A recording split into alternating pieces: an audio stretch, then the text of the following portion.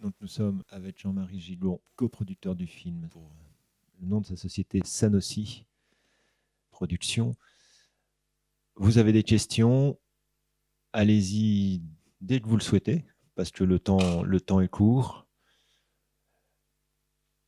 Alors je commence. Jean-Marie, moi en fait la première question elle est simple, c'est-à-dire je veux en savoir plus sur l'aventure humanitaire. En fait, vraiment, enfin, c'est un peu bizarre parce que d'habitude, tout de suite, on parle du dispositif du cinéma parce que c'est ça qui nous tient à cœur et que, évidemment, on veut savoir voilà, quelle a été la démarche de création pour revenir, bien entendu, au sujet et au fond. Mais là, je trouve ça trop urgent voilà, j'ai besoin d'en savoir plus sur, en fait avec qui il travaille, comment ça s'est passé, et puis toutes ces routes qui sillonnent, de nous donner quelques repères là-dessus. En fait, ce qui s'est passé, c'est que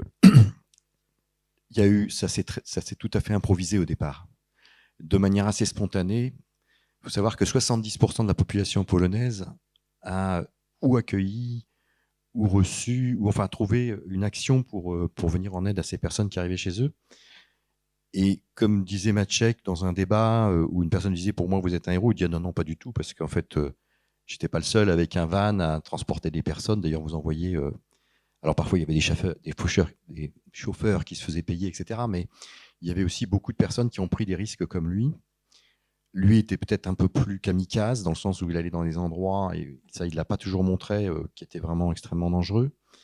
Mais ça c'est, oui, il y a eu un geste en fait incroyable au départ, où les gens ont tout de suite pris leur voiture en disant il faut venir en aide, quoi. Et puis sur place, à la frontière, il me citait un homme qui avait une petite boutique et qui tout d'un coup, voilà, il vendait, je sais pas, des souvenirs ou des choses comme ça. Et lui s'est tout d'un coup mis en guerre pour pouvoir avoir des tentes, recevoir les gens. Enfin, il a organisé les choses pour que les personnes soient reçues dignement, quoi. Et ben pour Maciek, c'est un peu pareil. C'est aussi un producteur quelque part, donc c'est quelqu'un qui sait organiser. Et tout de suite, il s'est rapproché de personnes, d'associations qui ont travaillé de manière très coordonnée pour que toutes ces personnes qui arrivaient puissent être prises en charge. Jusqu'à parfois, effectivement, comme cette jeune Congolaise qui va être ramenée sur Berlin. Mais ce n'était pas le cas unique de personnes qu'il a transportées, qui étaient blessées, où il fallait trouver des solutions extrêmement rapides.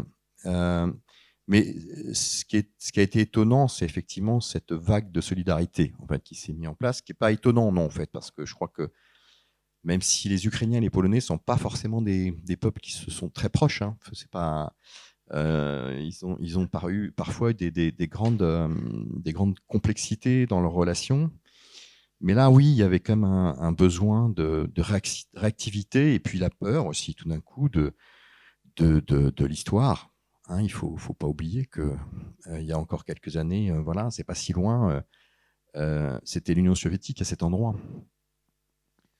Et donc, en fait, les assos, elles étaient ukrainiennes, polonaises, les gens les contactaient, enfin, c'est des réseaux qui font que. Et pourquoi on va à tel endroit plutôt qu'à un autre, tout ça, c'est. Alors, ce qui est assez fou, c'est qu'ils ne vont pas tous vers la Pologne. C'est-à-dire qu'il y a des familles qui sont séparées, qui vont se retrouver. Par exemple, la petite fille qui est avec son papa, qui a perdu, qui ne parle plus, elle est chez sa grand-mère. C'est sa grand-mère, en fait, qui la loge et il vient la chercher. Et sa femme est à un autre endroit. Donc, il reste en Ukraine. Tout le monde ne part pas, mais ils sont obligés de quitter certains endroits qui deviennent dangereux. Et lui, il a sillonné aussi à l'intérieur de l'Ukraine pour déplacer les personnes qui n'avaient pas de moyens de locomotion et trouver des solutions pour eux. La famille, par exemple, qui au départ, cette famille de paysans, d'ailleurs, leur ferme n'existe plus, la vache est morte, enfin, le village n'existe plus, il a été totalement rasé aujourd'hui. Lui, il a retrouvé du travail comme facteur en Pologne. Bon, voilà, c'est une vie transformée, nouvelle pour beaucoup de personnes. Il y a évidemment beaucoup de situations compliquées aujourd'hui pour que chacun puisse retrouver du travail, avoir un tissu social. Le problème de la langue, là, nous on pense à des personnes qu'on connaît qui sont en France et pour lequel c'est extrêmement compliqué, notamment quand vous arrivez à la retraite et que vous n'avez pas de moyens de subsistance. Et Mathieu, tu as fait ça pendant combien de mois, combien de semaines, pour qu'on se rende compte un petit peu? En fait, ça continue. Lui, il a un peu moins de. Enfin, il continue à être très actif, mais ça a démarré vraiment. Ça a été extrêmement intense entre mars et octobre l'année dernière. C'est vraiment ce qui lui donnait peu de temps d'ailleurs pour travailler sur son film. Et c'est à partir vraiment du mois d'août où on s'est retrouvé à Varsovie avec l'équipe de montage, de production, pour que on sentait qu'il fallait vraiment avancer sur ce film. Et là, on lui a dit prends du temps pour toi, pour travailler, et d'être un peu moins sur l'action et un peu plus sur le film. Voilà. Et une question devant. Et juste en attendant la question, là ici devant. Tu nous redis le moment où vous êtes rentré, tu l'as dit, bon, vous avez communiqué, échangé très tôt, je crois, par rapport à démarrage du conflit, mais vous concrètement, en tant que coproducteur, vous êtes rentré dans le travail du film à quel moment et en l'occurrence, cette coproduction, je ne sais pas, matériellement, financièrement, je ne sais pas quoi elle correspond. En fait, moi, il m'a appelé parce qu'il avait envie d'avoir mon regard en fait, sur son travail. C'est comme ça que les choses. Alors, j'étais au courant, on échangeait régulièrement, pas souvent, parce qu'en même temps, bah, voilà, il était pris. Et à un moment, il m'a appelé, il m'a dit j'ai besoin de toi. Voilà, c'est aussi simple que ça.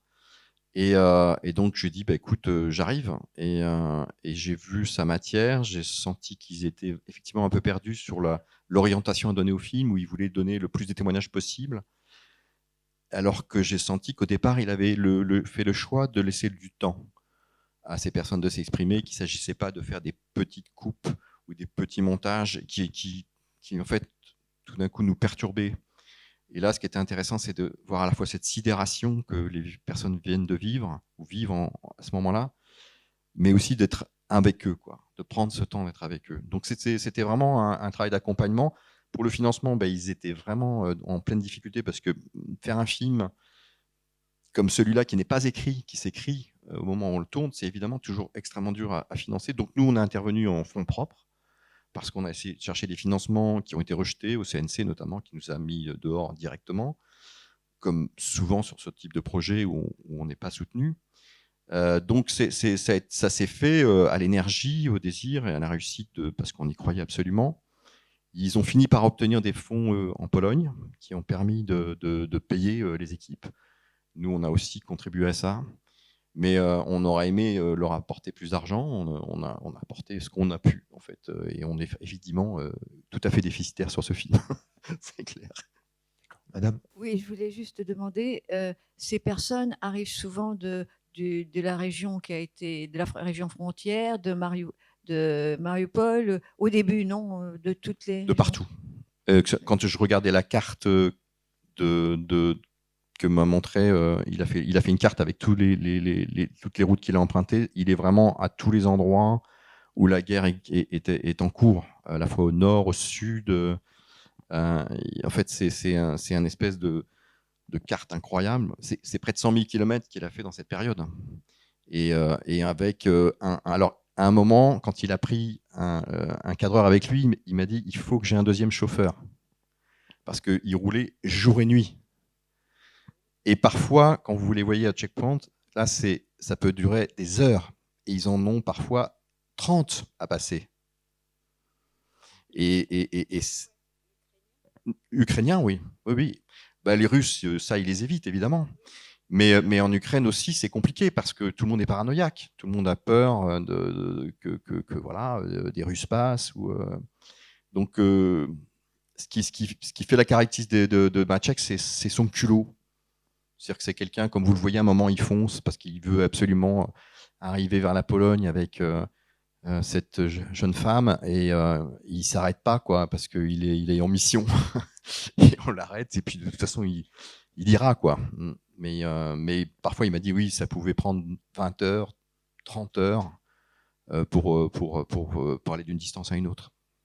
Je voulais savoir comment était présentée la présence de la caméra aux personnes qui voyageaient dans la voiture. Eh bien, en fait, c'est une des raisons pour lesquelles, parce qu'il aurait très bien pu mettre des caméras fixes, par exemple, et pour lui, c'était pas possible. Donc, c'était une caméra portée par un opérateur Et il annonçait toujours aux personnes en leur demandant s'ils acceptaient ou pas la présence de la caméra. Si les gens disaient non, bah, il n'y avait pas de caméra. Voilà. C'était aussi simple que ça, et ça a toujours été en consentement complet. C'est-à-dire que toutes les personnes que vous voyez là ont souhaité, en fait. Moi, quand j'étais à Varsovie pour la première, il y avait pas mal de personnes qui sont dans ce film, qui étaient présents. Et pour eux, c'était très, très important qu'il y ait ce témoignage, en fait, de leur histoire. C'est-à-dire que c'est la guerre vue sous un autre angle, quoi, évidemment. Mais c'est aussi ces victimes qui, tout d'un coup, nous rappellent que nous aussi, on est à cet endroit. On est dans la voiture avec eux. On est aussi... moi, je sais que dès que j'ai vu ces images qu'il a pu nous envoyer, déjà, j'étais totalement bouleversé parce que je me dis, mais ça peut m'arriver demain, quoi. Je sentais cette brutalité, cette incroyable histoire, quoi, que tout d'un coup, les choses se basculent comme ça. Ça nous paraît très loin et c'est tout près. Et le duo, alors peut-être avec un trio s'il y a d'autres chauffeurs, mais entre Machette qui conduit, qui discute, qui pense à son film, son chef opérateur qui filme, et alors lui aussi, la tension dans laquelle il doit être pour à la fois filmer l'habitacle. Ensuite, on voit bien tout ce qu'il capte, puisque de cette voiture, on observe. C'est pour ça qu'il y a eu 3 opérateurs, en fait, parce qu'il y en a 2 qui ont eu peur, en fait. Au bout d'un moment, c'était trop lourd. C'était trop lourd parce que c'est un choc à chaque fois, évidemment. Et puis parce que c'était aussi dangereux, tout simplement. Hein. C'était évidemment dangereux. Et on ne peut pas dire que Maciek n'avait pas peur du danger. Hein. Il jouait pas avec ça, en fait. Hein. Il était très organisé, très prudent. Vous le voyez d'ailleurs parfois avec un gilet pare-balles sur des zones où il sait que ça peut être extrêmement dangereux. Donc il y a une vraie prudence, mais un peu comme une séquence qui n'a pas été montée, que j'avais vue, j'y repense très souvent. À un moment, il est avec 2 paysans qui sont sur le bord de la route en train de discuter, dans un endroit où il y a vraiment un vrai danger. Et il y a tout d'un coup un bruit énorme, et c'est un char ukrainien qui est en train de tirer juste à côté, quoi. Et Maciek tombe par terre, et les 2 paysans ne bougent pas. Ils rigolent en le voyant tomber par terre. Il dit, mais vous ne pouvez pas rester là, parce que les Russes vont répondre. Et il dit, ils répondront, mais de toute façon, nous, on n'abandonnera pas nos animaux et on va rester là. Et voilà, c'est comme ça. Et j'ai été sidéré par cette espèce de... Voilà, c'était comme une fatalité. Il n'était pas question pour eux de partir. Et ils n'allaient pas abandonner ni leurs animaux, ni leurs maisons. Les femmes sont parties, eux, ils restaient. Et s'ils devaient mourir, ils allaient mourir. Voilà, c'était très étonnant. Il le disait avec un sourire. Et ça n'a pas trouvé sa place dans le film, mais en même temps, moi, je l'ai gardé en mémoire parce que je me suis dit, on s'habitue quand même, on peut s'habituer à l'horreur, quoi. On peut s'habituer à la peur, au danger. Et je pense que Maciek, au bout d'un moment, avec toute cette prise de risque, il a probablement pu s'habituer à ça. Même si je pense qu'à chaque fois qu'il repartait, quand même, c'était toujours un peu une angoisse, mais bon, voilà. Il avait un travail. Est-ce que le choix des personnes qui étaient convoyées, est-ce qu'il y avait des critères? Vous venez de dire que certains ne voulaient pas, voulaient rester, le fatalisme, etc. Mais comment étaient choisies les personnes qui étaient convoyées dans ce cas? En fait, si c'est la construction du film en lui-même, ça c'est un choix qu'ils ont fait dans la narration, par exemple, de pas du tout se conforter à une chronologie par rapport à l'histoire. C'est-à-dire que vous voyez pas du tout le film dans ce qui s'est passé de manière chronologique. Pour lui, alors c'est pas votre question, j'ai entendu, mais je voulais le préciser. Je pense qu'en fait, c'est quelque chose qu'il sentait. C'est-à-dire que quand il était avec les personnes, déjà instinctivement, il y a des personnes à qui il n'a même pas parlé de la caméra, qui n'a jamais été montré. C'est-à-dire que c'est sur les 450 personnes qui sont passées dans son van, évidemment, il y en a plein qui n'a pas filmé. Et puis, il y avait des contextes, je pense, où il sentait que c'était possible, voilà, et du coup, il leur proposait. Oui, la question étant aussi vraiment sur l'évacuation. Pourquoi les personnes, pourquoi celle-ci, pourquoi d'autres? Ah ben Après, parce qu'on l'a, comme vous le voyez, c'est-à-dire qu'il reçoit des coups de fil et on lui dit tiens, il y a une telle dame qui est là-bas, qui veut partir, est-ce que tu es sur la route? Parce que tout d'un coup, il y a un réseau de voitures et les gens sont au courant, ils reçoivent, il y a une centrale d'appel et on dit bah, tiens, il y a un tel à aller chercher, est-ce que toi tu peux faire un détour et y aller? Et ça se passe comme ça en fait, c'est assez parfois complètement improvisé.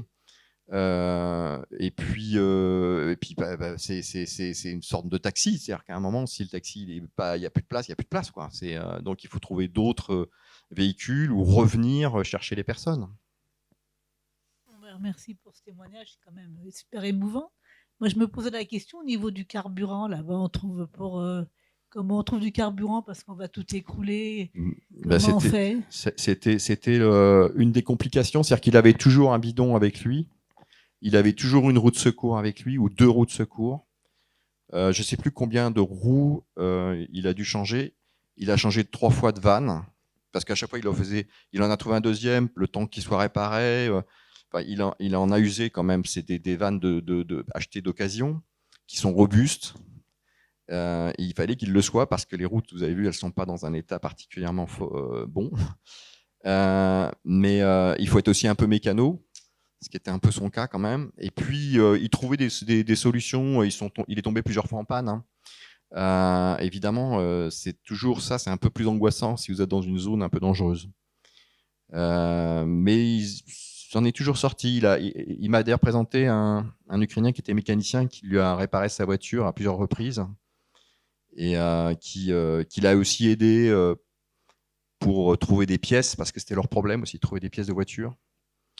Mais le carburant était évidemment la chose la plus compliquée pour tout le monde là-bas. Et vous avez vu, il y a des queues pas possibles. Donc lui, il essayait d'avoir toujours, dès qu'il pouvait, remplir des bidons. Et il en avait toujours 2, en fait, 1 ou 2 dans son coffre pour pouvoir être le plus autonome possible. Ouais. Pour prolonger la question de la narration de ce film, donc de son montage, c'est combien d'heures de rush qu'il avait, combien d'heures de filmage?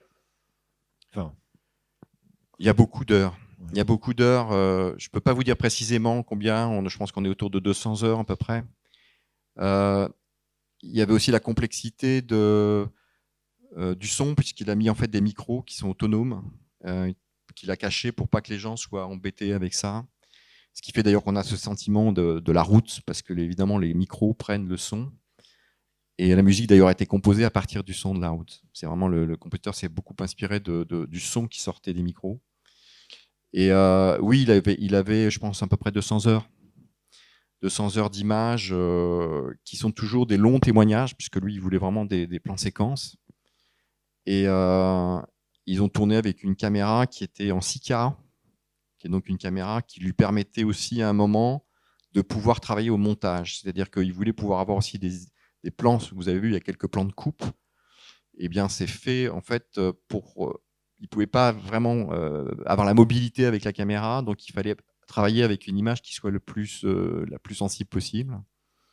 Donc il y a un gros travail quand même de préparation, mais aussi un gros travail en post-production, voilà, sur le montage. Et ensuite d'avoir c'est un peu curieux de dire ça, mais une représentativité de toutes ces situations de vie. C'est ça. Je pense qu'il y avait aussi le besoin, et ça parce que je crois que ce qui l'a le plus touché, le plus ému, évidemment, c'était les enfants. Et ils ont une place évidemment très importante dans le film. Et Maciek avait besoin de ce regard des enfants sur la guerre. Et je sais qu'il était extrêmement attentif à eux.